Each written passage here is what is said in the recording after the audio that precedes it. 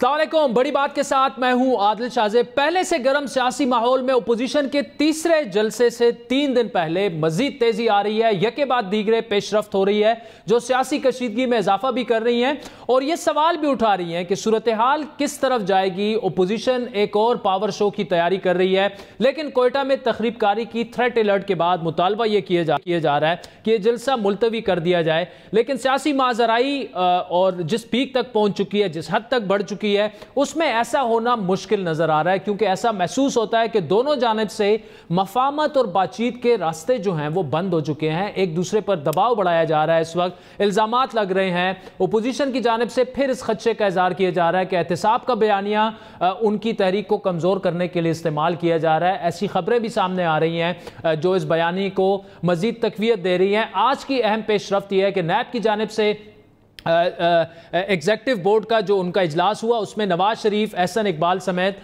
दीगर के खिलाफ मुख्तलिफ रेफरेंसेस की मंजूरी दे दी गई। ये वो खबर है जो बड़ी बात में हमने गुज़श्ता रात ही ब्रेक कर दी थी और आज इसकी तस्दीक हुई।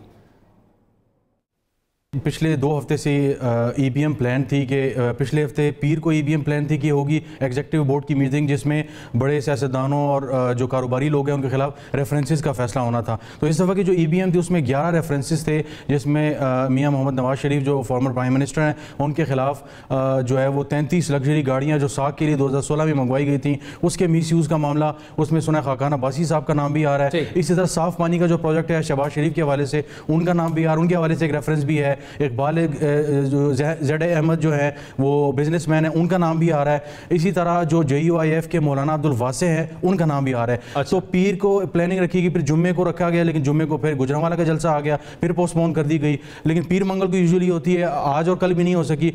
तो अब कल ये एक फाइनल एक प्लान है कि हो सकता है EBM हो जाए।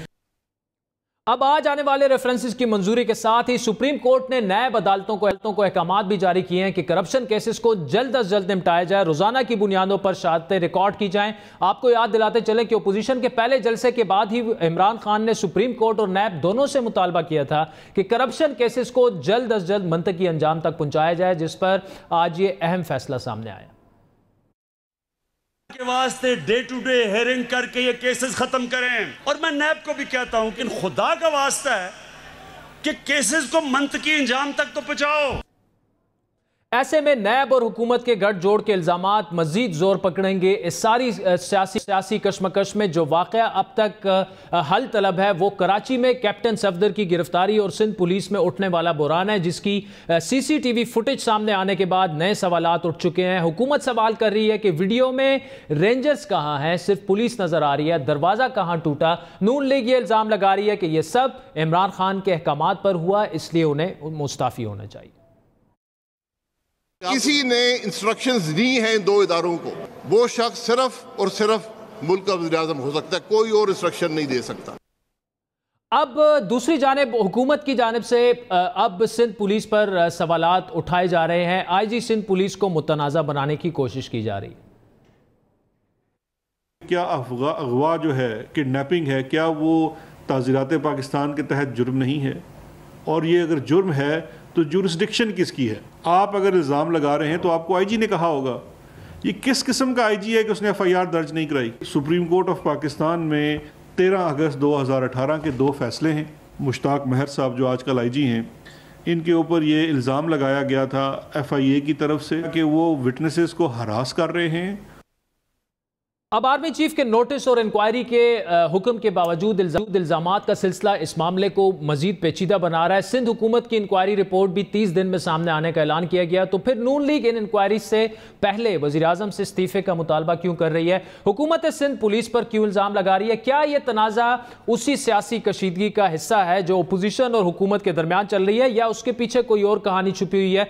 जितनी तेज़ी से सियासी कशीदगी बढ़ती जा रही है नाज़रीन, उतनी ही तेज़ी से इदारों पर तनकीद में भी इजाफा हो रहा है और जाहिर है इस सारी सूरत हाल में मुल्की हालात अदम इस्तेकाम की जानिब जाते दिख रहे हैं। ओपोजिशन से बात करें तो जवाब मिलता है कि वो मुल्क की खातिर ही तो ये सब कुछ कर रहे हैं। हुकूमती मौक़िफ़ यह है कि पाकिस्तान दिन दुगनी रात चुगनी तरक्की कर रहा है, जो ओपोजिशन को हजम नहीं हो रही। महंगाई में पिसे दबे अवाम जो हैं वो कंफ्यूज हैं कि मुल्क में ये सब कुछ क्या और क्यों हो रहा है। ऐसे में सबसे ज्यादा अहम किरदार जो है वो हमारी फौज का होगा, जो किसी सूरत नहीं चाहेगी कि मुल्क मुल्की हालात जो है वो हद से ज़्यादा अदम इस्तेकाम की जानिब जाएँ। और नाज़रीन, तमाम मामलात पर बात करेंगे पाकिस्तान पीपल्स पार्टी के सीनियर रहनुमा सूबाई वजीर सईद गनी साहब है, जिन्हें जो कैप्टन सफदर के अरेस्ट के बाद जो कमेटी सीएम सिंध ने बनाई थी उसके सरबराह भी हैं। सईद गनी साहब, पहले तो ये बताइएगा कि एक सवाल ये पूछा जा रहा है कि जब आर्मी चीफ ने एक इंक्वायरी का ऐलान कर दिया था तो फिर सीएम सिंध साहब को क्यों इंक्वायरी की ज़रूरत पेश आई, और फिर 30 दिनों में क्यों रिपोर्ट? जब वो रिपोर्ट आ जाएगी आर्मी चीफ साहब वाली, तो फिर क्या आपकी रिपोर्ट की सिग्निफिकेंस क्या बाकी बचेगी? देखिए, एक तो चीफ मिनिस्टर साहब ने एक दिन पहले ही नहीं बल्कि उसी दिन दोपहर में अनाउंस किया था कि वो एक मिनिस्टर्स की कमेटी बनाएंगे जो उस पूरे मामले की तहकीकात करेगी। उसके बाद बिलावल साहब की प्रेस कॉन्फ्रेंस हुई और उसके बाद फिर आर्मी चीफ ने बिलावल साहब से रब्ता किया और फिर ये सारी उन्होंने तहकीकात का ऐलान किया। अच्छा, आर्मी चीफ को तहकीकात करने की डिमांड बिलावल साहब ने इसलिए की कि उनके इदारे के कुछ लोगों की तरफ उंगलियां उठी हैं। अब उनकी तहकीकात ज्यादा बेहतर है कि वो आर्मी चीफ खुद करें, ज्यादा मुनासिब बात भी है, उनको करनी भी चाहिए। लेकिन ये सिर्फ मामला यहाँ तक नहीं है, मामले में पुलिस की इन्वॉल्वमेंट भी है, मामले के अंदर पीटीआई के वफाकी वजीर की, उनके एमपीएस की, उनकी तकरीबन पूरी जमात की इन्वॉल्वमेंट भी है। मामले के अंदर एक ऐसी एफआईआर काटी गई है जो मशकूक है, जो शख्स जिसने एफआईआर कटवाई अब तक की शहादतों के मुताबिक वो मौजूद नहीं था। तो जाहिर है कि इन मामलात की तहकीकात जो है वो आर्मी चीफ की जानिब से जो ऐलान किया गया है उसके दायरे में आती नहीं है। तो हमने इस पूरे एपिसोड को देखना है कि ये सारा जो वाकया हुआ था उसके पीछे क्या क्या अवामिल थे, किस किस की क्या जिम्मेदारी थी। ठीक, अच्छा सही साहब, दूसरा ये कि आज वीडियो सामने आ गई है जब वहाँ से उनको अरेस्ट किया गया, तो यहाँ से तो फेडरल हुकूमत दो बातें कर रही है। एक तो ये कह रहे हैं कि किसी ने दरवाज़ा नहीं तोड़ा, वीडियो में नहीं नज़र आ रहा। दूसरा ये कि जी वहाँ पे तो रेंजर्स वाले हैं ही नहीं, ये तो पुलिस ने उन्हें अरेस्ट किया। तो क्या ये मामला आपने देखी वो वीडियो, और क्या उस पर रिएक्शन क्या है आपका? मैंने अभी वो वीडियो देखी तो नहीं है, लेकिन अभी इस पर मेरे लिए ज्यादा लफकुशाई करना इसलिए मुनासिब नहीं है कि मुझे कन्वीनर बना दिया गया उस कमेटी का जिसे तहकीकात करनी है। ठीक, तो उसमें यकीनन ये सारी चीजें सामने आएंगी और जिस वीडियो की बात कर रहे हैं शायद उसको भी हम देखेंगे और कोशिश करेंगे कि उसके अलावा भी कोई और शवाहद मिलते हैं तो उसको भी हम कलेक्ट करेंगे।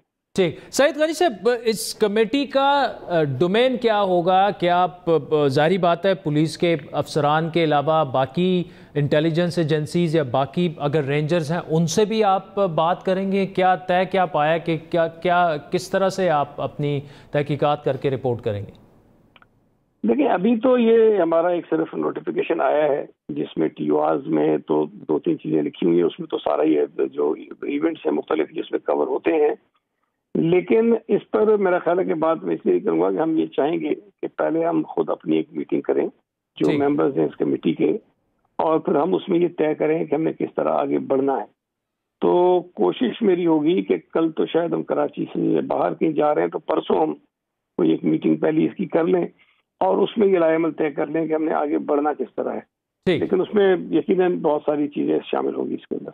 ठीक है, शामिल होगी। आखिरी सवाल सईद गनी साहब के कोयटा जलसे के हवाले से एक थ्रेट अलर्ट भी आया है और कराची चूंकि करीब भी है कोयटा की, तो क्या तैयारियां क्या हैं पीपल्स पार्टी की? बिलावल साहब क्या उसमें शरीक होंगे, स्पीच करेंगे, और कोयटा जलसे में पीपल्स पार्टी भरपूर शिरकत करेगी जिस तरह पहले 2 जलसों में हुए?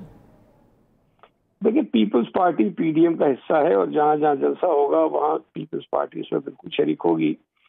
बिलावल साहब ने खुद ये बात परसों वाज़े कर दी थी कि वो कोशिश करेंगे कि गिलगित बल्तिस्तान से बलूचिस्तान कोयटा आएँ और उस जलसे में शरीक हों, लेकिन चूंकि गिलगित बल्तिस्तान से फ्लाइट्स का इशू है, वहाँ से ट्रेवलिंग का एक प्रॉब्लम हो सकती है, तो उन्होंने ये कहा कि अगर मेरा फिजिकली आना मुश्किल हुआ तो मैं वीडियो लिंक के जरिए वो खिताब कर लूंगा। तो इस तरह पार्टिसिपेशन उनकी हो जाएगी। ठीक, और सर ये थ्रेट्स वगैरह जो सामने आ रहे हैं तो कोई खदशात वगैरह तो नहीं है पीपल्स पार्टी को? अब जाहिर है कि थ्रेट्स तो हर गैदरिंग जो बड़ी होती है, पॉलिटिकल हो रिलीजियस हो, उसको होते हैं। वहाँ की हुकूमतों की जिम्मेदारी है कि वो सिक्योरिटी फराहम करें और उस थ्रेट्स से अवॉइड करने की कोशिश करें। सईद गनी साहब, thank you so much for joining अस। नाज़रीन, प्रोग्राम में आगे बढ़ते हैं। Lieutenant general retired Ghulam Mustafa साहब हमारे साथ मौजूद हैं, उनसे मौजूदा हालात पर तजिया लेंगे। पहले तो thank you so much for joining अस। हमने 3 दिन तो मंडे, ट्यूसडे, वेंसडे अपने प्रोग्रामों में पॉलिटिशियंस थे भी हमारे साथ, ही सेड शी सेड, इस पे हम डिबेट करते रहे। लेकिन पाकिस्तान के असल मसाइल इस वक्त जो है, मेरे ख्याल में जो बढ़ती हुई पॉलिटिकल डिस्टेबिलिटी है, जो अदम इस्तेकाम है, जिस तरफ पाकिस्तान जा रहा है, फैटफ पे भी कल शायद फैसला हो जाए जिसमें ज़्यादा इम्कानात ये है कि पाकिस्तान को ग्रे लिस्ट में ही रखा जाएगा। फॉरेन अफेयर्स पर हमें बाकी सारे चैलेंजेस हैं। सर, आपसे सवाल ये है, इस वक्त सबसे अहम किरदार जो है वो जाहिर बात है सब देख रहे हैं इदारे की तरफ कि किस किस्म के फैसले वहाँ से आ सकते हैं। क्या आप एक्सपेक्ट कर रहे हैं और आपकी खुद अपनी एक्सपेक्टेशन क्या है कि इस वक्त क्या फैसले होने चाहिए? देखिए, सबसे बड़ा जो फैसला होना चाहिए कि ये जो हमारी अपोजिशन और गवर्नमेंट के दरमियान जो बिल्कुल एक लॉक जैम हुआ है, कम्युनिकेशन बंद हुई है, उसको खोल दिया जाए, नंबर 1। और इसमें जो अपोजिशन के जेन्युइन डिमांड्स हैं उनको डिस्कस किया जाए और जहां तक मुमकिन हो सकता है अपोजिशन को सेटिस्फाई करने की कोशिश की जाए। अपोजिशन सेटिस्फाई नहीं होगी, लेकिन हुकूमत वक्त का ये फर्ज है। Prime minister is the chief executive of Pakistan, वो पीटीआई के प्राइम नहीं है, वो मेरे भी प्राइम मिनिस्टर हैं, मरीम साहब के माने या ना माने अलग बात, एग्जीक्यूटिव चीफ एग्जीक्यूटिव वो है, बक स्टॉप सेट है। अब अगर वो समझते हैं कि बहुत ज्यादा, मैंने पहले भी ये किया था, सदर पाकिस्तान भी हमारे यहाँ मौजूद हैं जी, उनको दरखास्त की जा सकती। मेरा कहने का मकसद सिर्फ ये है कि इस तरह मामलात हल नहीं होते। इनका मामलात को अगर आपने हल करना है या मामलात में थोड़ी कमी लानी है, जो टेम्परेचर राइज हुआ है, तो इसका एक ही तरीका है कि बातचीत शुरू करें। बातचीत करें तो सियासतदानों की खूबी ही यही है कि वो अपने लिए रास्ता कोई ना कोई निकाल लेते हैं। इसलिए मैं समझता हूं कि बहुत जरूरी है इस वक्त कि ये जो आपस में कम्युनिकेशन बंद हुआ है, इसको किसी तरीके से बहाल किया जाए और उसमें जो भी किरदार कर सकते हैं करने चाहिए। अगले दिन भी कह रहा था, चीफ आर्मी स्टाफ को भी बदकिस्मती से उनका नाम लेके उन्हें मुतनाज़ा बनाने की कोशिश की जा रही है। इंतहाई गलत रवैया है। वो आपके चीफ आर्मी स्टाफ है, पाकिस्तान के आर्मी के चीफ ऑफ स्टाफ है, बाहर के नहीं है वो। अगर आप उनको मुतनाज़ा बना देंगे तो उसका नुकसान किसको होगा? ये बिल्कुल पाकिस्तान को। अच्छा, इसमें जज साहब देखें, ठीक है, 2 जो एपिसोड्स हुए, एक जो बगावत का मुकदमा बना 39 लोगों के खिलाफ, उसका ब्लैकलिस्ट आया और इंडियन मीडिया ने उसे जिस तरह से पोर्ट्रे किया, फिर जो जिस तरह से गिरफ्तारी हुई कैप्टन सफदर की, वो भी बैकफायर कर गया। अब अगर ऐसी चीज़ें हों तो इसमें डायलॉग फिर कैसे आएगा? और देखें, जिस तरह आज मौलाना साहब ने जिस तरह की स्टेटमेंट दी है, वाकई वो बिल्कुल एक दफ़ा फिर वो डायरेक्टली मुखातिब होकर कह रहे हैं कि जिन लोगों ने ये काम किया वही उसकी तहकीकात करेंगे तो उसके नताइज क्या आएंगे। देखिए, इस किस्म की चीज़ें जो हैं वो इस तरह लग रहा है कि शायद प्रेशर में और गुस्से में आकर ऐसे इकदामात किए जा रहे हैं अपोजिशन के खिलाफ जो कि मुल्क के लिए भी बेहतर नहीं है और वो बैकफायर हो रहे हैं। देखिए, नासमझ दोस्तों से जो आपके अक्लमंद दुश्मन हमेशा बेहतर होता है। जिस किसी ने भी इनको ये राय दी, देखिए हुआ क्या है, अपोजिशन को क्रेडिट दें आप इस चीज का कि कायद आजम के जो मज़ार पे जिस किस्म की बेहूदगी हुई वो पीछे रह गया। वो बेसिक इशू तो वो है, उसको पीछे रह गया। सफदर की गिरफ्तारी एक मम्मा बन गई, उस पर बातचीत शुरू हो गई। मैं पहले दिन से ही कह रहा हूं कि आर्मी चीफ ने तो इंक्वायरी का हुक्म दे दिया। अब फजल रहमान साहब ने ये, मैं कल भी दोस्तों से ये बात कर रहा था कि आर्मी जो की इंक्वायरी की रिपोर्ट अगर आ जाती है, अगर तो वो अपोजिशन के बयानी के मुताबिक हुई तो उसको तस्लीम कर लेंगे और उस पर शायदाने बजाएंगे और उसको फिर आर्मी को और प्रेशर डालेंगे, और अगर ना हुई तो उसको तस्लीम नहीं करेंगे। फजल रहमान साहब ने आज वही बात कर दी इसमें। तो मेरा इस सारे से में बाहर निकलना है। इदारे को मुतनाज़ा बनाने की बजाय हमें पाकिस्तान के लिए बेहतर काम करने की जरूरत है, सोचने की जरूरत है, सबको पीछे हट के थोड़ा पॉज करने की जरूरत है। जो इल्जामात इदारे पर लग रहे हैं, तो क्या ये वक्त अभी आ चुका है कि कंप्लीटली डी एसोसिएट कर लिया जाए, गवर्नमेंट भी उनके नाम ना ले हर मामले में कि जी हम एक पेज पे हैं, चीफ ऑफ आर्मी स्टाफ भी हमारे साथ हैं और हम बिल्कुल एक ही तरह जो है वो हर मामले में, छोटे से छोटे मामले में भी उनको ड्रैग कर दिया जाता है, उनके नाम बार बार लिए जाते हैं टीवी पर और उन पर भी आकर। तो एक इट्स अबाउट टाइम कि थोड़ा सा डी एसोसिएट कर लिया जाए इन सारी चीजों से for the sake of institution. देखिए, इंस्टीट्यूशन को बचाना तो हम सबका फर्ज है, और चीफ आर्मी स्टाफ से ज्यादा जिम्मेदारी और किसी पे नहीं होती। उनको भी ये जो है वो तो देख रहे हैं सारा कुछ जो हो रहा है। एक चीज जो आदिल आज के दौर की है वो भी हमें समझनी है, डायनामिक्स अभी बहुत बदल चुके हुए हैं। ये नहीं कि मैं फौज का सियासत ने उनका मलदखल को मैं बेहतर समझता हूं, नहीं, लेकिन जो स्टेट को रन करना है, आपने मैनेजमेंट करनी, जो 5 वर्ल्ड वॉर में जो सब इन्वॉल्व हैं, ये अब किसी को आप अलहदा करके ये लड़ाई नहीं जीत सकते आप, अगर आपने पाकिस्तान को बचा। नंबर 1। नंबर 2, हुकूमत की तरफ से मैंने यही कहा, नादान दोस्त हमेशा आपको नुकसान पहुंचाते हैं। हर मामले में उनको ड्रैग कर लेना, हर जगह उनको लेके आ जाना, हर जगह, वो भी इंतहाई गैर मुनासिब है। ठीक है, हुकूमत ने कोई जिम्मेदारी दी है, और फौज ने, चाहे वो नवाज शरीफ साहब प्राइम मिनिस्टर थे, जरदारी साहब थे, जो भी था, फौज ने तो कभी किसी को इनकार नहीं किया। जो भी कहा फौज ने काम किया। आज तक किसी ने ये नहीं कहा कि फौज को हमने ये हुक्म दिया जो कौमी सलामती के उसके मुताबिक भी था और फौज ने इनकार कर दिया। तो फौज तो हुकूमत वक्त के साथ रहने की पूरी कोशिश कर रही। अगर यहाँ कहीं वो ये तासुर दिया जा रहा है, ये हो रहा है इससे, और इस तासुर को नफी करने के लिए इकदाम को फौज को करने चाहिए। आप देखिए, जलकियानी साहब ने आते ही फौरन बड़े 2-3-4 बड़े स्टेप्स लिए थे, जिससे फौज के बारे में लोगों का जो तासुर था मजबूरी तौर पर बहुत बेहतर हो गया था। इस किस्म के चंद इकदाम अगर फौज करनी चाहती है और समझती है कि ये इकदाम से हो सकता है, तो कर लेने में हर्ज कोई नहीं है। जल साहब, आखिरी सवाल आपसे कि इस तमाम सूरत हाल में फिर मैं वही कहूँगा कि ओपोजिशन और हुकूमत जो है वो तो जाहिर बात है उनका जो किरदार है उन्होंने अदा करना है, लेकिन इदारों के लिए जो इदारों का एक किरदार होता है हुकूमत में, जाहिर मैं आपसे बिल्कुल एग्री करता हूँ कि सारे पाकिस्तान का हिस्सा है और इदारों के बगैर तो कोई भी हुकूमत चल नहीं सकती। मामलात आप चाहे वो इंटीरियर पॉलिसी हो, फॉरेन पॉलिसी हो, बल्कि अब तो इकॉनमी तक जो है वो सिक्योरिटी चीज़ों से उससे मैटर से जुड़ चुकी है हमारी इकॉनमी भी। अगर आप CPEC को देख लें, वो भी आप उनके बगैर नहीं कर सकते। लेकिन यहाँ सवाल ये कि एक तो जो बेसिक चीज़ें वो करनी होती है, एक आउट ऑफ द वे जाके और एक हुकूमत को ऐसे सपोर्ट करना जिससे इंप्रेशन ये मिले कि जी जो पोजीशन कह रही है कि आप उनको लेके भी आए और आप उनको बचा भी रहे हैं, हालांकि उनकी परफॉर्मेंस ठीक नहीं है। ये इंप्रेशन ख़त्म करने के लिए इदारों को क्या करना चाहिए? देखिए, इदारों को सबसे पहले तो ये बड़े वाज़ेह करते हैं कि हम PTI के साथ नहीं है पाकिस्तान की फौज, नंबर 1। और चीफ आर्मी स्टाफ किसी पार्टी का चीफ आर्मी स्टाफ नहीं होता। जनरल आसिम मरहूम ने बड़ा वाज़ेह कहा था, उन्होंने कहा जब आदमी चीफ आर्मी स्टाफ बन जाता है तो वो 6-7 लाख फौज का चीफ आर्मी स्टाफ होता है। तो ये तासुर तो नेचुरली ज़ाहिर करने की जरूरत है, और इसमें अपोजिशन भी काफी ज्यादती कर रही है। अपोजिशन को भी समझना चाहिए कि जब नवाज शरीफ साहब हुकूमत में थे, जब ये 2014 का मसला बना था, तो फौज तो खुल के आई थी उनको सपोर्ट करने के लिए। उस वक्त कभी इल्जाम तो नहीं लगाया किसी ने कभी नवाज शरीफ की फौज है उसको आगे सपोर्ट करने के लिए आ गई है। तो ये इसको सियासत से निकालने में चीफ आर्मी स्टाफ जो अगर रोल प्ले कर सकते हैं, इनसे बात करने के उनको करने की जरूरत है, और इसको सारे नैरेटिव से फौज को निकाल दें खुदा के लिए। मैं बार बार इस बात इसलिए कह रहा हूं, इससे नुकसान पहुंचने का अंदेशा बढ़ता जा रहा है दिन। ठीक, जनरल रिटायर्ड गुलाम मुस्तफ़ा साहब, thank you so joining us. साज़ीन, बड़ी अहम डिस्कशन ये हुई। इस वक्त पाकिस्तान को अंदरूनी भी चैलेंजेस हैं, बैरूनी भी हैं, लेकिन अगर जिस तरफ से हालात जा रहे हैं, जिस तरह से तज्जिए हो रहे हैं, खुदा न ख्वास्ता अगर उस तरफ बात चली जाती है पॉलिटिकल डिस्टेबिलिटी की तरफ, अदम इस्तेकाम की तरफ, तो वो मुल्क के लिए नहीं ठीक। और इस वक्त जो दो इंटरनली बड़े चैलेंजेस हैं, एक तो जिस तरफ हमारी इकॉनमी जा रही है, दूसरा अभी एनर्जी शॉर्टेजेस की बात हो रही है कि अगले महीने 2 में गैस जो है वो काफ़ी उसकी लोड शेडिंग भी होगी, गैस कम होने जा रही है। कल फैटफ का फैसला होना है, ग्रे लिस्ट से पाकिस्तान निकलेगा नहीं निकलेगा।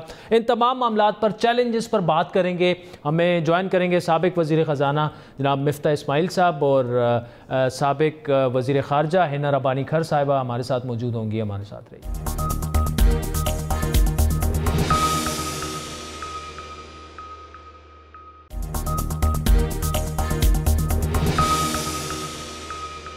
वेलकम बैक नाज़रीन। पाकिस्तान में गैस का बुरान संगीन होता जा रहा है, कीमतें बढ़ेंगी, गैस नायाब हो रही है, नए कनेक्शन मिलना महाल हो रहा है। और अब वज़ीर-ए-आज़म के खुसूसी मुशीर बराए पेट्रोलियम नदीम बाबर ने आज खतरे की एक नई घंटी बजा दी है, जिसके मुताबिक पाकिस्तान के पास अब सिर्फ 12 से 14 साल के लिए गैस बाकी है और अगर नए ज़खायर दरियाफ्त नहीं हुए तो गैस ख़त्म हो जाएगी, क्योंकि गुज़श्ता 12 साल में कोई बड़ी दरियाफ्त नहीं हुई। 5 सालों में 90 ज़खायर दरियाफ्त हुए, गुज़श्ता 2 सालों में 26 दरियाफ्तें हुई, लेकिन उन सब का हुज्जम इंतहाई कम था जो मुल्क की जरूरियात पूरी नहीं कर सकता। अगर कोई बड़ी डिस्कवरी मेजर नहीं हुई तो हमारे पास 12 से 14 साल की गैस है। अगर कोई मेजर डिस्कवरी हो जाती है तो फिर ये एक्सटेंड भी हो जाएगा। पिछली हुकूमत ने एक अच्छा काम किया कि LNG सिस्टम में ऐड कर दी, और एक बुरा काम किया वो ये कि जो लोकल प्रोडक्शन पे फोकस होना चाहिए था ENP पे, वो नहीं किया। पिछली हुकूमत के 5 सालों में कोई नया ब्लॉक अवार्ड नहीं किया और ड्रिलिंग की जिस तेज़ी से रिप्लेसमेंट होनी चाहिए थी रिजर्व्स की, वो नहीं की गई। अब यहाँ पर नाज़रीन, पाइप से गैस की सहूलत का फ़ायदा सिर्फ 27% पाकिस्तानियों को है और ज़्यादातर लोग दीगर ज़राए से अपनी ज़रूरियात जो है तवानाई की पूरी करते हैं, जिनमें अब LNG भी शामिल है। अब फ्यूचर हम किस तरफ जा रहे हैं? जो आज तक हम एक सस्ती गैस के ऊपर रिलाई करते आ रहे थे, इंडिजिनस गैस, जैसे जैसे उसके रिजर्व्स डिप्लीट हो रहे हैं, तो आगे हमने अब कैसे टैकल करना है? क्योंकि हमें सर्दियों में एक बहुत बड़ा क्राइसिस आ जाता है गैस का, शॉर्टेजेस, और फिर जो हम इंपोर्ट कर रहे हैं गैस, वो हमायतुल्लाह ने बताई आपको दिया कि वो फ़र्क कितना है जो लोकली गैस प्रोड्यूस कर रहे हैं, जो इंपोर्टेड गैस, बहुत बड़ा फ़र्क है उसमें। तहरीक इंसाफ और इमरान खान साहब दीगर मामलात की तरह इस बुरान का जिम्मेदार भी साबिका हुकूमत को करार देते हैं। कहा यह जाता है कि इसीलिए गैस की कीमतें भी बढ़ रही हैं और सर्कुलर डेथ भी, क्योंकि मकामी तौर पर गैस जितनी महंगी है उसको काफ़ी सस्ता बेचा जा रहा है, जबकि बाहर से दरामद की गई जो गैस है वो भी हुकूमत को महंगी पड़ी। अब मजीद ये सिस्टम चलाना हुकूमत के बकौल मुश्किल होता जा रहा है, लेकिन सवाल ये है कि इस बहरान का हल क्या है। नदीम बाबर ने गुज़श्ता हुकूमत को ये क्रेडिट तो दिया कि गैस की कमी को पूरा करने के लिए LNG निज़ाम मुतारिफ करवाना जो है वो अच्छा कदम था। ये नाज़रीन यहाँ पे इंपॉर्टेंट, मैंने इस पर एम्फेसाइज इसलिए किया है कि ये उस चीज़ की तारीफ कर रहे हैं जिसमें शाहिद खाकान अब्बासी साहब और मिफ्ता इस्माइल साहब जो हैं वो रेफरेंसेज और जेलें जो हैं वहाँ तक भुगत चुके हैं। तो ये अच्छी बात है कि आज उन्हीं का मिनिस्टर जो है वो उसकी तारीफ कर रहा है, लेकिन साथ ही साथ उन मुआहदों को भी गलत करार दिया जिनके तहत LNG के लॉन्ग टर्म मुआहदे किए गए। नदीम बाबर का इल्जाम है कि गुज़श्ता हुकूमत ने महंगे मुआहदे किए, नून लीग के मुताबिक ये सस्ते तरीन मुआहदे थे। इस पर हम 2-3 डिटेल प्रोग्राम्स भी कर चुके हैं। असल सवाल यह है कि इस बड़े बहरान का हल अब कैसे निकाला जाए और क्या गुज़श्ता हुकूमत ही इसकी जिम्मेदार है, जिसके साबिक वज़ीर आज़म और LNG के जो हैं मिफ्ता इस्माइल साहब जो साबिक फाइनेंस मिनिस्टर थे, LNG के केसेस भुगत रहे हैं। जिस तरह मैंने कहा, इस वक्त साबिक वज़ीर ख़जाना मिफ्ता इस्माइल साहब हमारे साथ हैं। मिफ्ता इस्माइल साहब, पहले तो thank you so much for joining अस। बड़ी डिटेल डिस्कशन इन तमाम मामलात पे आपसे करेंगे, लेकिन इस वक्त सर जो पॉलिटिकल सिचुएशन है, जिस तरफ हालात जा रहे हैं, टकराव की तरफ जा रहे हैं, पॉलिटिकल डिस्टेबिलिटी मजीद बढ़ेगी, ग्रोथ हमारी ऑलरेडी प्रोजेक्टेड जो है वो आपको पता है काफ़ी स्लो है, बेरोज़गारियाँ बढ़ रही हैं, लोगों को ले ऑफ किया जा रहा है। ऐसे में ओपोजिशन जमातों का किरदार क्या बन जाता है, गवर्नमेंट का क्या बन जाता है इस मौजूदा जो एक, जिस तरह आज फाद हुसैन साहब ने भी कहा कि पॉलिटिकल ट्रैफिक जाम अभी हो चुकी है यहाँ पर, तो इससे कैसे निकला जाए कि पाकिस्तान की मईशत पर इसका असर ना पड़े, फॉरेन अफेयर्स पर ज़्यादा इसका असर ना पड़े। Over to you sir. शुक्रिया आदिल भाई। देखिए, मैं ये समझता हूँ कि जनवरी-फरवरी में जब IMF से अगर हम वापस जाते हैं, ये प्रोग्राम जो सस्पेंडेड है और वापस अगर होता है, और उससे पहले अगर, क्योंकि सर्कुलर डेट जो है वो रिकॉर्ड हो गया है, 2200-2300 अरब रुपए हो गया है, और मेरे ख्याल से सितंबर में शायद 55 अरब रुपए से ज़्यादा था, जो कि पाकिस्तान में रिकॉर्ड है 55 अरब रुपए का। तो क्योंकि सर्कुलर डेट इतना ज़्यादा हो गया तो शायद इनको और भी मज़ीद बिजली की निर्खों में इजाफा करना पड़े, और on top of the already जो इतनी लोग बिजली और गैस महंगी कर चुके हैं, और क्योंकि ऑलरेडी महंगाई बढ़ गई है, मईशत के अंदर चीज़ें बहुत महंगी हो गई हैं, बेरोज़गारी फैल रही है, तो वैसे भी मुझे लग रहा है कि जनवरी-फरवरी के अंदर इकोनॉमिक क्राइसिस जो है वो शायद नज़र आ रहा है। अल्लाह करे कि ना हो और अवॉइड हो जाए, लेकिन वैसे ही नज़र आ रहा है। और फिर उसके बाद आपने ये बात बताई कि पॉलिटिकल इंस्टेबिलिटी है पाकिस्तान के अंदर, अपोजिशन जो है वो भी आई हुई है, बाहर बातें कर रही है उसकी भी, गवर्नमेंट की लेजिटिमेसी की, इलेक्शंस की लेजिटिमेसी की, और इन्फ्लेशन की भी बात कर रही है। और मेरे ख्याल से जो गवर्नमेंट को, जो अपोजिशन को जो सेलियंस मिली हुई है, जो पॉपुलैरिटी है, वो पार्टली इसलिए भी है कि खान साहब हर वक्त कहते थे कि ये लोग करप्ट हैं, मैं आऊँगा तो मुल्क अच्छा हो जाएगा। लेकिन अब जब लोग देख रहे हैं कि महंगाई बढ़ गई है, बेरोज़गारी बढ़ गई है, मुल्क पीछे की तरफ जा रहा है, जितना कर्जा आज इन 2 सालों में खान साहब ने लिया है वो किसी 5 साल हुकूमत में नहीं लिया गया। आए दिन कोई ना कोई मसला हो रहा है, कभी वीट की शॉर्टेज हो रही है, कभी चीनी की शॉर्टेज हो रही है, कभी टमाटर की शॉर्टेज हो रही है, कभी गैस की शॉर्टेज हो रही है। तो लोगों को ये लग रहा है, महसूस हो रहा है कि हुकूमत जो है एकदम नाअहल लोगों के हाथ में है, ये हुकूमत को कोई समझ में नहीं आ रही। तो उसकी वजह से बिजनेस अनसर्टनिटी भी बढ़ जाती है और जो क्राइसिस आपको नजर आ रहा है। ठीक। अच्छा मिफ्ता साहब, यहाँ पर आज वज़ीर-ए-आज़म साहब ने उनके बकौल बहुत बड़ी खुशखबरी सुनाई, जो करंट अकाउंट डेफिसिट जो एक हमारे वो कह रहे थे 17 साल में बाद जो है हम अब सरप्लस में चले गए हैं और ये हुकूमत का बहुत बड़ा क्रेडिट है। और वो तो कह रहे हैं कि इकॉनमी अब ट्रैक पर आना शुरू हो गई है, लेकिन ये लोग चूंकि सड़कों पर आ गए हैं तो हमें कुछ अच्छा करने का जो है वो प्रोजेक्शन का भी मौका नहीं मिल रहा अपना। क्या आप समझते हैं कि जो करंट अकाउंट डेफिसिट हमारा ख़त्म हो गया है, सरप्लस में अब आ गए हैं हम, ये वाकई बड़ी खुशखबरी है? देखें, ये अक्टूबर 2015 में भी एक महीना ऐसा निकला था जिसमें करंट अकाउंट सरप्लस में था। इस मतलब इसका ये होता है कि imports plus export plus remittance जो है वो इंपोर्ट में उस महीने के ज़्यादा हो। अगर एक्सपोर्ट बढ़ रही हो तो ये बड़ी अच्छी बात है। ये जो करंट अकाउंट का सरप्लस हुआ है ये मोस्टली इसलिए हुआ है कि इंपोर्ट कम हो गई है। इंपोर्ट इसलिए कम हो गई है कि आपकी मईशत जो है उसको चलना बंद हो गई है, ग्रोथ बंद हो गई है। तो क्योंकि आप यहाँ पे पैसा कम हो गया तो हम बाहर से चीज़ें खरीद नहीं सकते। तो क्योंकि हम चीज़ें बरामद नहीं कर रहे तो हमारा ये कम हो गया। एक जो शाइन बात है और बिल्कुल मैं इसको कहूँगा वो ये कि पिछले 3-4 महीने से तकरीबन 400-500 मिलियन डॉलर जो हमारा है वो रेमिटेंस का बढ़ गया है। ये जेन्युइनली खुशाइन बात है और अच्छी बात है। और मैं तो इसको हुकूमत को अगर क्रेडिट देने में मुझे कोई हर्ज नहीं है। देखिए, मैं कंसिस्टेंट बात करता हूँ। ये हुकूमत जो है ना, ये हर चीज की जो चीज बुरी होगी, अगर अगले महीने करंट अकाउंट डेफिसिट नेविगेट वापस डेफिसिट में चला जाता है तो बोलेंगे ये नून का कसूर है। अगर आज महंगाई हो रही है बोलते नून का कसूर है। आज गैस की शॉर्टेज होगी बोलेंगे नून का कसूर है। तो जब हर बुरी चीज पे हमारा कसूर कर रहे हैं तो रेमिटेंस बढ़ने पे भी हमारी तारीफ। मिफ्ता साहब, आप शॉर्ट टर्म खुशी तो उन्हें ले लेने देना कि अब देखें अब हो गई है। मैं कह रहा हूँ, मैं तो खुद कहा कि देखें रेमिटेंस हो गई, अच्छी बात है। एक्सपोर्ट नहीं बढ़, एक्सपोर्ट हमारी नहीं बढ़ रही। जुलाई से लेकर सितंबर के जो पहले 3 माह थे उसमें भी एक्सपोर्ट पिछले साल से कम है। पिछले साल की एक्सपोर्ट हमारे आखिरी साल से कम है। तो एक्सपोर्ट हमारी नहीं बढ़ रही है। हम दुनिया के 4-5 ममालिक में हैं जो कि export as a GDP ratio सबसे कम तरीन है। इंपोर्ट अलबत्ता इन्होंने कम कर ली है, लेकिन मेरे ख्याल से इंपोर्ट कम करना जीडीपी स्लो करके कोई इतनी बड़ी बात नहीं है। अच्छा मिफ्ता साहब, आज नदीम बाबर ने बड़ा उन्होंने डिटेल मैंने उनको सुना। वो एक तो आपको क्रेडिट दे रहे हैं और आपको मुबारक हो, आपने अच्छा काम किया कि एलएनजी आपने निज़ाम में शामिल की।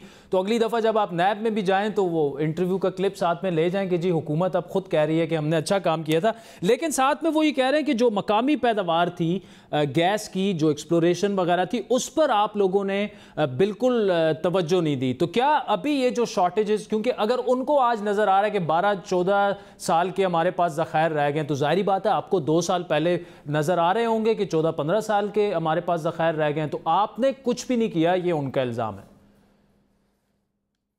देखिए, जहाँ तक मुझे पता है 115 डिस्कवरीज हमारे ज़माने में हुई हैं।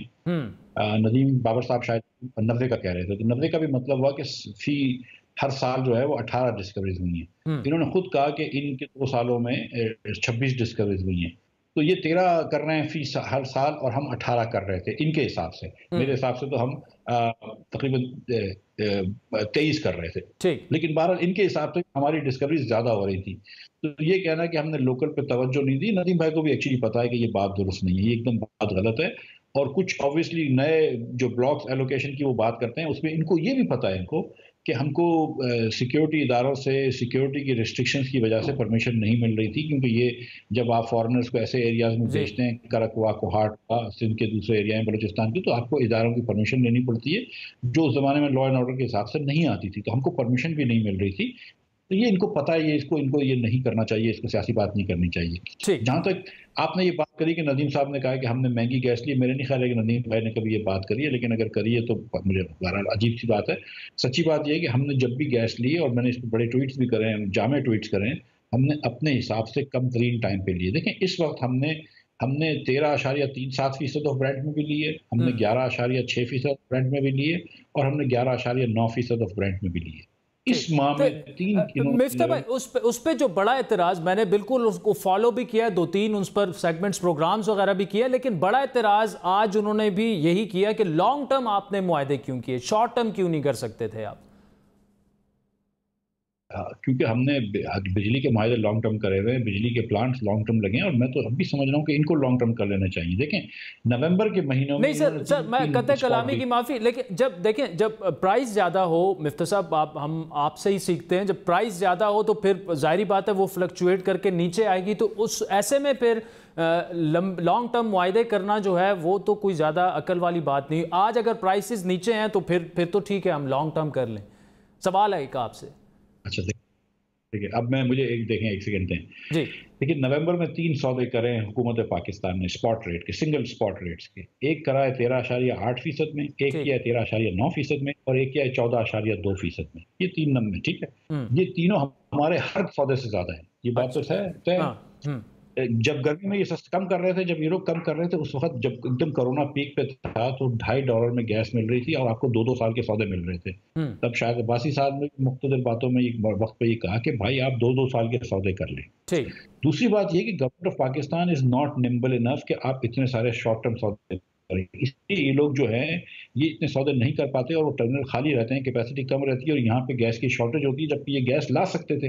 आज भी देखें हमारा एक 5 साल का सौदा लॉन्ग टर्म एक्सपायर हो गया 13.37 का, इन्होंने इसका रिप्लेसमेंट नहीं किया। तो मैं अब भी समझता हूँ कि लॉन्ग टर्म सौदे करें। अगर आप मुझे आधी मिनट दें तो मैं आपको एक टेक्निकल बात बताऊँ। जी सर। देखिए जो बिजली घर जो आपने लगाए हुए हैं ना, वो उनसे आपने वापडा ने 30 साल का मुआहदा करा हुआ है, CPPA ने, ठीक, कि हम 30 साल तक आपको बिजली देंगे।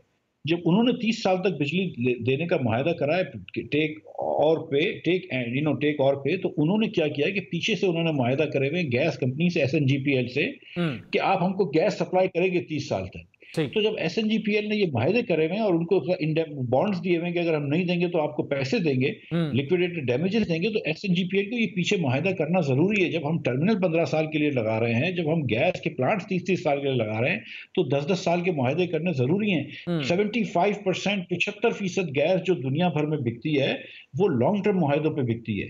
तो ये लॉन्ग टर्म मुआहदे इस तरीके थे। अच्छा, ये मैं आपको बताऊं कि शायद अब्बासी साहब जो है वो बहुत अच्छे समझदार आदमी है, लेकिन वो उनको वही नहीं आती है। उनको नहीं पता थी 2015 में जब हमको गैस हम सौदा कर रहे थे कि इससे सस्ती हो जाएगी कि 2020 में कोरोना आ जाएगा। ठीक, जब 2016-17 के अंदर हमने 11.6% पे ली, तो भी उनको नहीं पता था कि 2020 में उसके बाद नवंबर में उससे महंगी हो जाएगी। आज ये लॉन्ग टर्म अगर सौदा लेने जाएंगे तो उनको 12% से कम नहीं मिलेगा, जिससे हमने 200 सौदे सस्ते लिए हुए। तो ये तो जिस वक्त आप मार्केट में होंगे, देखिए मेरी आखिरी बात सुनिए जी। आज OGDC का शेयर मिसाल के तौर पर 100 रुपए का है, कल मार्केट में वो 150 रुपए का हो जाए, या कल मार्केट में 75 का हो जाए, ये मार्केट तो ऊपर नीचे होती है ना।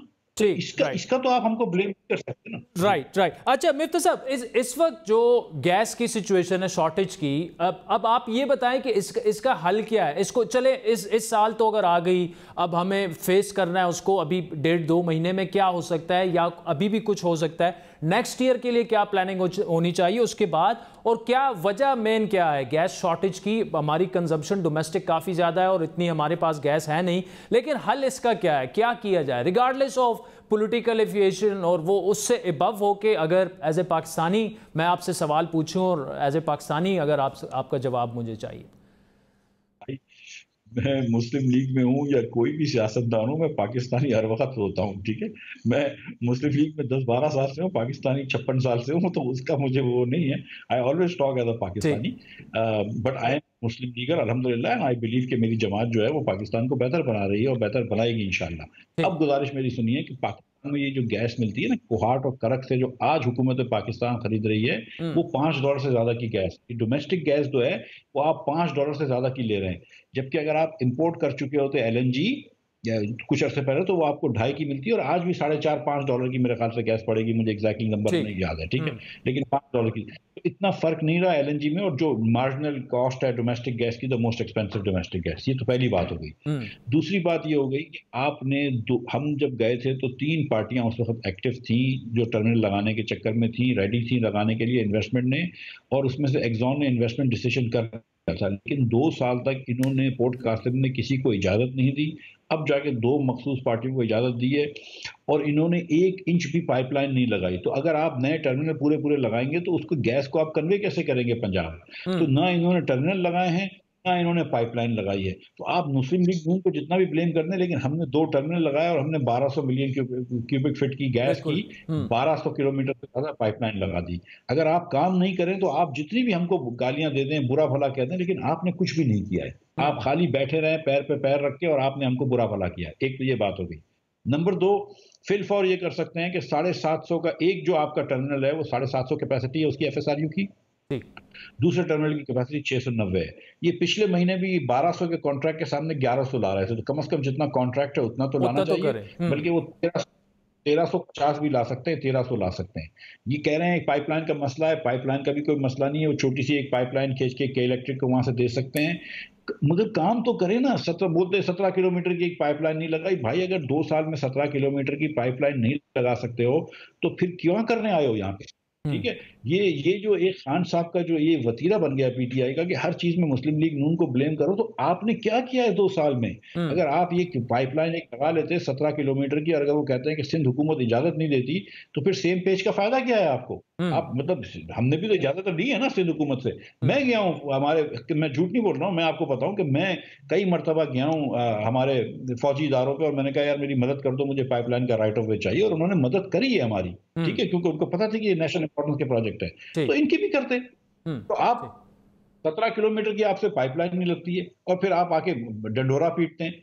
आपने मतलब इस वक्त अगर ये 1300-1400 गैस ला रहे होते इन 2 टर्मिनल से, तो थोड़ा सा मसला हल हो जाता। उसके बाद आप ये बात कर सकते थे एंग्रो से कि आप अपनी ये वाली शिप छोड़ दें एफएसआरयू 690 वाली, और आप 800 की एफएसआरयू ले आए या 900 की एफएसआरयू ले आए, वहां से 900 हो जाते हैं। पीजीपीएल की एफएसआरयू मैंने सुना है कि वो कंप्यूटर अपडेट कर देंगे, सॉफ्टवेयर अपडेट कर देंगे, तो 750 की जगह 900 हो जाएगा। इन्होंने ये चीजें करी नहीं है, ये प्राइवेट सेक्टर को भी नहीं दे दिया इन्होंने। ये सब चीजें कर लेते तो आज ये शॉर्टेज नहीं होती।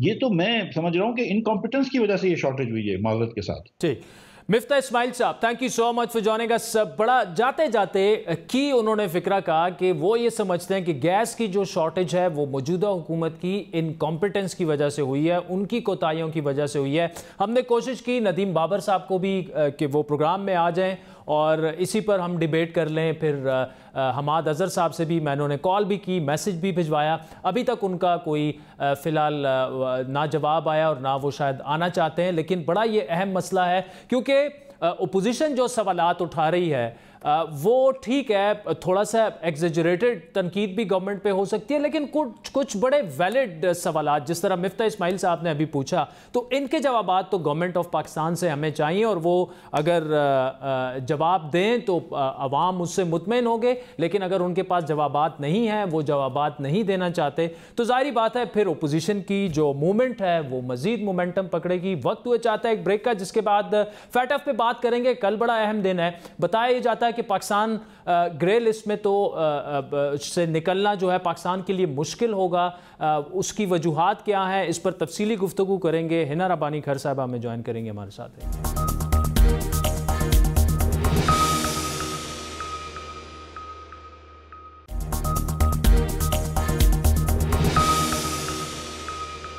वेलकम बैक नाज़रीन। आलमी इदारे FATF का अहम इजलास पेरिस में जारी है, जिसमें फैसला किया जाएगा कि पाकिस्तान को उस ग्रे लिस्ट से निकाला जाए या नहीं जिसमें मनी लॉन्ड्रिंग और दहशतगर्दी की जो माली इमदाद के कवानीन है उन पर अमल दरामद के मामले में जून 2018 में शामिल किया गया था, और तकरीबन 27 नुकात पर मुश्तमिल एजेंडा तय किया गया था, जिस पर अमल दरामद की डेडलाइन रवां बरस जून थी। लेकिन कोरोना की वजह से पाकिस्तान को मजीद 3 माह दिए गए।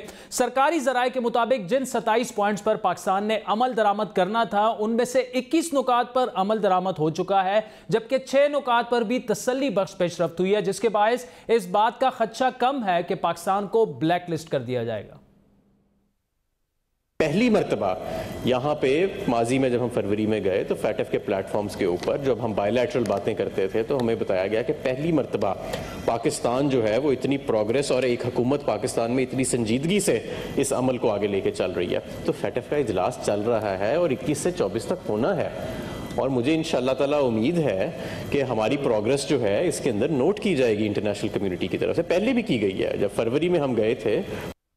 अब ये तो हुकूमती मौक़िफ़ है, लेकिन क्या वाकई पाकिस्तान इस बार FATF को मुतमईन कर पाएगा? इस मामले में हुकूमत और अपोजिशन के दरमियान भी शदीद माजराई गुज़श्ता कई माह जारी रही। हुकूमत इल्ज़ाम आयद कर चुकी है कि अपोजिशन इन कवानीन खुसूसन मनी लॉन्ड्रिंग पर ताउन नहीं कर रही। अपोजिशन का अपना मौक़िफ़ था, लेकिन बहस मुबाहिसे के बाद हुकूमत पार्लियामेंट के जॉइंट सेशन में काफ़ी सारे कवानीन मंजूर करवा चुकी है। अब बड़ा सवाल यह है कि क्या पाकिस्तान फैटफ की ग्रे लिस्ट से निकल जाएगा या नहीं, क्योंकि इस लिस्ट में मौजूदगी भी माशी नुकसान का बन रही है। मोहतात अंदाजों के मुताबिक पाकिस्तान को तकरीबन $10 अरब का सालाना नुकसान इससे हो रहा है, क्योंकि ग्रे लिस्ट में शामिल मुमालिक में बैनुल अक़वामी सरमायाकार पैसे लगाने को खतरा समझते हैं, जबकि कर्जा हासिल करना भी दुश्वार हो जाता है। और आम अल्फाज में अगर कर्जा आपको मिले भी तो शरह सूद या माकअप जो है वो ज्यादा रखी जाती है। इसीलिए ग्रे लिस्ट से निकलना जो है वो हुकूमत की बड़ी तरजीह इस वक्त होनी चाहिए। लेकिन मौजूदा इजलास में जो इस वक्त जारी है, जिसका फैसला जो है वो 23 तारीख यानी कल किया जाएगा, पाकिस्तान के ग्रे लिस्ट से निकलने के इम्कानात कम नजर आ रहे हैं, क्योंकि हाल ही में फैटफ के ज़ैली इदारे एशिया पैसिफिक ग्रुप ने 11 अक्टूबर को पाकिस्तान को फॉलो अप मुमालिक की फहरिस्त में डाला, जिसका मतलब यह है कि पाकिस्तान की जानिब से तमाम शराइत पर अमल दरामद से मुकम्मल तौर पर वो मुतमईन नहीं है और मजीद बेहतरी की जरूरत है। लेकिन यहां पर सवाल यह भी उठ रहा है कि पाकिस्तान को सिफारती सतह पर फैटफ की ग्रे लिस्ट से निकलने के लिए 41 जो मुमालिक हैं, 39 मुमालिक, उनमें 2 बॉडीज हैं, उनमें से 12 मुमालिक की हिमायत जो है वो दरकार है, वो क्यों नहीं मिल रही?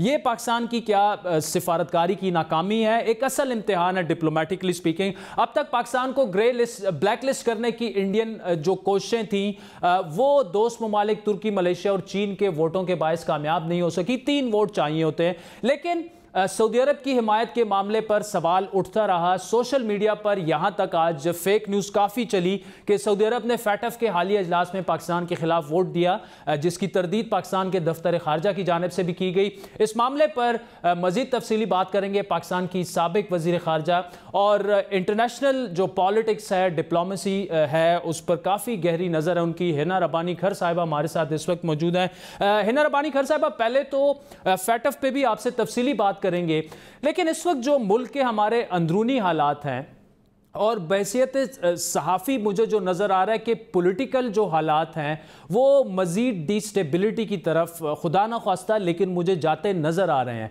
अब हमें बार बार ये तो बताया जाता है कि बड़े इंटरनेशनल चैलेंजेस हैं, ख़ित्ते के बड़े चैलेंजेस हैं जो मौजूदा अंदरूनी हालात के मुतहम्मिल नहीं हो सकते। आपका तज़िया इस पर बड़ा इम्पॉर्टेंट है कि अगर तो ऐसे वाकई है तो क्या अपोजिशन जो कर रही है वो ठीक कर रही है, और क्या गवर्नमेंट को मौजूदा जो हमारे चैलेंजेस हैं अंदरूनी बैरूनी उनको मद्देनजर रखते हुए अपोजिशन को एंगेज नहीं करना चाहिए? देखिए, ये तो अंदरूनी बैरूनी जो चैलेंजेस हैं वो मेरे नज़र में बैरूनी तो पीक पे रहे हैं। Afghanistan has always been a huge challenge, लेकिन वहाँ पे इस वक्त एक एक बहुत बड़ी अपॉर्चुनिटी पेश हुई है जिसमें पाकिस्तान का एक अच्छा रोल रहा है जो कि सराहा भी जा रहा है। तो ये अपने अंदरूनी चैलेंजेस की वजह से आपको बैरूनी अपॉर्चुनिटीज खो रहे हैं। दूसरी तरफ आपके पास एक बिलिग्रेंट मूडीज इंडिया है और उसने जो कश्मीर में किया वो हम सबके सामने है, उसका स्टेट टेररिज्म हम सबके सामने है। लेकिन क्यों इस वक्त पाकिस्तान का बयानिया स्ट्रॉन्ग नहीं हो सकता? क्योंकि Pakistan is being led by a government जिसका इंटरेस्ट लग रहा है पाकिस्तान के इस्तेहकाम और पाकिस्तान की मैशत, पाकिस्तान की रेपुटेशन को बढ़ाने से ज़्यादा दूसरों को गंदा करना। और पाकिस्तान में लिटरली इस वक्त आप देखें separatist movements in some ways आपके सामने नजर आ रही है कि क्योंकि आप बंदूक की गोली पे आप सोशल मीडिया को कर्ब करके, आप रेगुलर मीडिया को कर्ब करके अपने आप की अच्छाइयाँ नहीं करा सकते। This is not how the world works. Parliament में बैठे हुए मैंने अपने this my 3rd term in parliament, 1 term बीच में आई सैट आउट, लेकिन मैंने पिछले 20 सालों में इस तरह की हुकूमत और इस तरह के हुकूमती रवैया जहाँ पे वो किसी चीज़ पे भी, और फैटफ की आपने बात की, फैटफ के इशू पे भी वो पूरी तरह इंगेजमेंट नहीं करना चाहते। वो चाहते हैं कि वो सिर्फ लोगों को दबाव में डालें, और मुल्क बेशक महंगाई की तरफ, अद्वियात की आप कीमतें देख रहे हैं, लोगों के पास खाने को नहीं है, लेकिन इसके ऊपर कोई कुछ ना बोले, सिर्फ बोले अच्छा अच्छा। मैं हैरान होती हूँ जब ये ट्वीट करती हूँ कि जी मुल्क में माशी इस्तेकाम हो रहा है, यहाँ पे इंडस्ट्रीज बंद हुई हैं, यहाँ पे रोजगार हुकूमत खुद लोगों से छीन रही है। प्राइवेट सेक्टर को तो वैसे ही आपने खत्म कर दिया। अब हुकूमती सेक्टर में रोज आपको खबर मिलती है कि आज इतने एम्प्लॉयज को हमने घर भेज दिया, आज हमने PSL के एक एम्प्लॉयज को भेज दिया। तो और चाहते ये हैं कि सारे कहते रहे कि नहीं बड़ा अच्छा है, because you know we have a hero and we should just hero worship him. अच्छा एना जी, सॉरी टू इंटरप्ट, यहाँ पर जो आपने प्रॉब्लम्स पॉइंट आउट किए हैं, इन योर ओपिनियन क्या ये आपको कैपेसिटी का इशू ज़्यादा नज़र आता है या लैक ऑफ एक्सपीरियंस? क्योंकि PTI पहली दफ़ा गवर्नमेंट में आई है और पॉलिटिकल पार्टी को चलाना और मुल्क के चलाने में शायद फ़र्क अभी तक समझ नहीं पा रहे, तो ये कैपेसिटी का इशू आपको लग रहा है या इनएक्सपीरियंस? देखिए, कहते हैं ना, you can forgive them if it was their inadequacies and their lack of capacity, but you can't forgive them if it is also their lack of will. मुझे अगर आप इनके 2 साल के एक्शन से देखें तो लगता ये है कि ये सिर्फ मैनेज करना चाहते हैं कि सोशल मीडिया में ये कैसे लगें। इन्होंने मुल्क में नफरतें फैलाई हैं, डिविजन्स फैलाई हैं। देखिए, एक लीडर हमेशा लोगों को इकट्ठा करता है, मुल्क को इकट्ठा करता है, मुल्क के लोगों को इकट्ठा करता है। हम ऐसे भी parliament, and I am not that, when I am old enough but not कि मैंने खुद ऐसी पार्लियामेंट में बैठी हुई हूँ जहाँ पे हर लेजिस्लेशन के ऊपर नेगोशिएशन होके पार्लियामेंट का इस्तेकाम, पार्लियामेंट को आगे लेके जाना, लेजिस्लेशन मुल्क की बेहतरी के लिए। यहाँ पे लेजिस्लेशन जब मुल्क की बेहतरी में फैक्टर्स जैसे इशू पे none other than the most senior leaders ने पॉलिटिक्स खेली। तो अगर पॉलिटिक्स खेलना आपका एम है एंड आपका ऑब्जेक्टिव है, दूसरों को गिराना आपका एम एंड आपका ऑब्जेक्टिव है, और मुल्क को आगे चलाना you don't care, because frankly speaking I have never worried about Pakistan as I worry today. Because हर तरफ से I think हमारा एक नोज डाइव हो रही है। ये भी नहीं कहूँगी कि बुरी तरफ जा रहा है। I literally think कि हम irretrievable institutional failures जो इस वक्त हो रहे हैं, जो खुद कराए जा रहे हैं, वो हम irretrievable स्टेट पे जा रहे हैं। और खुदा ना खास्ता इस तरह की चीज़ों से अनाकी की तरफ आप मुल्क को लेके जाते हैं, क्योंकि डिवीजन आप कभी नहीं करते। Leader is known by his capacity to take everyone together, not to divide and rule. This leader's policy and this government's policy seems to be dividing. ठीक, अच्छा हिना जी, बढ़ते हैं फैटफ की तरफ।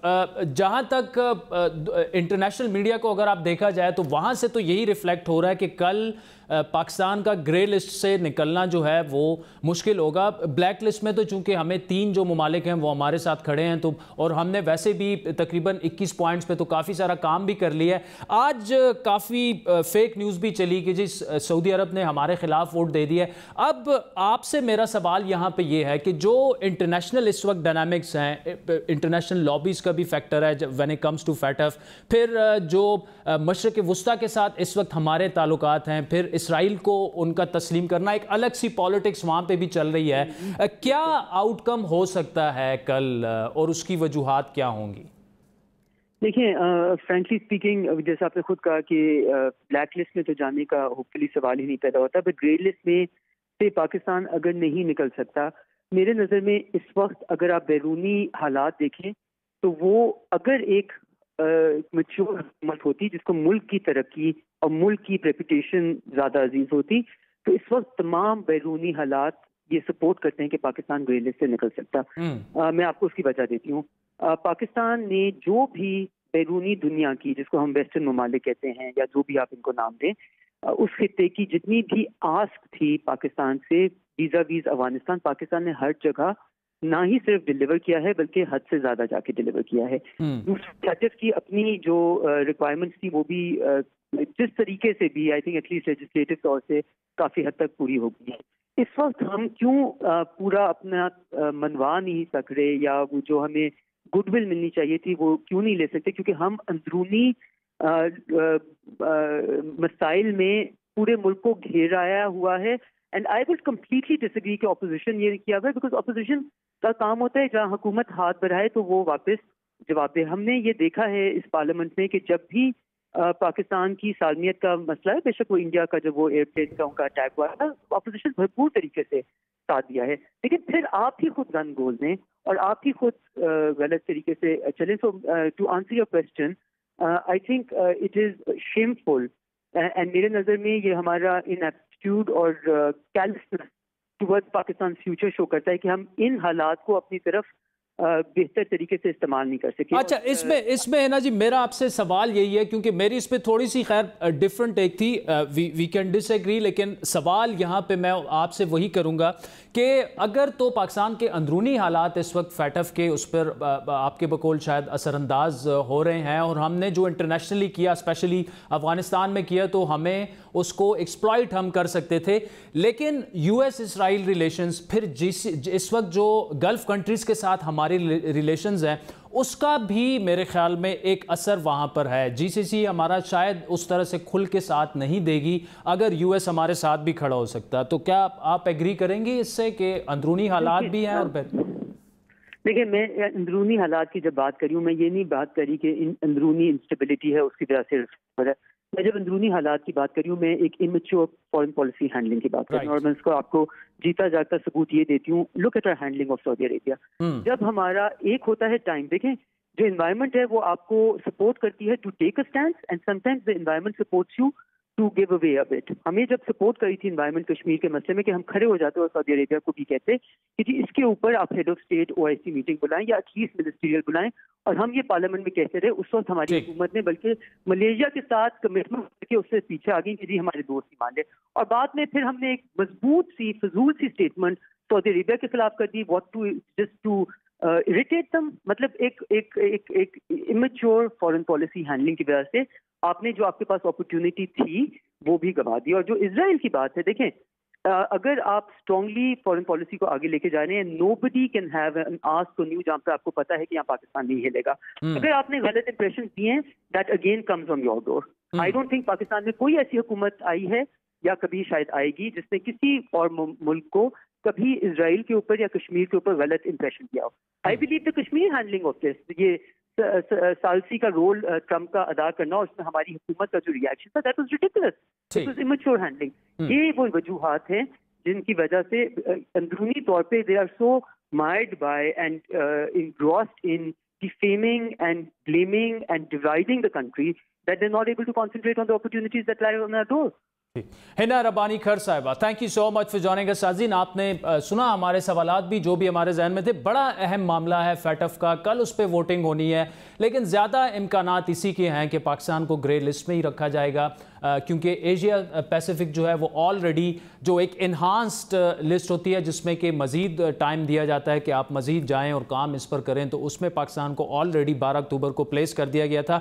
लेकिन इस बात के इम्कानात तकरीबन नहीं है कि पाकिस्तान को खुदा न खास्ता ब्लैक लिस्ट कर दिया जाएगा, क्योंकि जो 3 अहम ममालिक हैं, चाइना, टर्की और मलेशिया, वो पाकिस्तान के साथ खड़े हैं, और पाकिस्तान को सिर्फ 3 वोट चाहिए होते हैं फैटफ की जब वोटिंग होती है ब्लैक लिस्ट को अवॉइड करने के लिए। लेकिन ग्रे लिस्ट से निकलने के लिए पाकिस्तान को 12 वोट दरकार हैं। और जिस तरह हिना रब्बानी खर साहबा ने कहा कि जो इंटरनेशनल पॉलिटिक्स है उनके बकौल हुकूमत ने जिस तरह से फॉरेन पॉलिसी को हैंडल किया, तो इंटरनेशनल पॉलिटिक्स में जो पाकिस्तान के प्लस पॉइंट्स थे वो उस तरह से पाकिस्तान के फायदे में इस्तेमाल नहीं कर पाए। आज के प्रोग्राम पर नाज़रीन आपके फीडबैक के मुंतज़िर रहेंगे। हमारा ट्विटर हैंडल है @बड़ी बात। मुझे मेरी टीम समेत इजाज़त दीजिए। खुदा हाफ़िज़।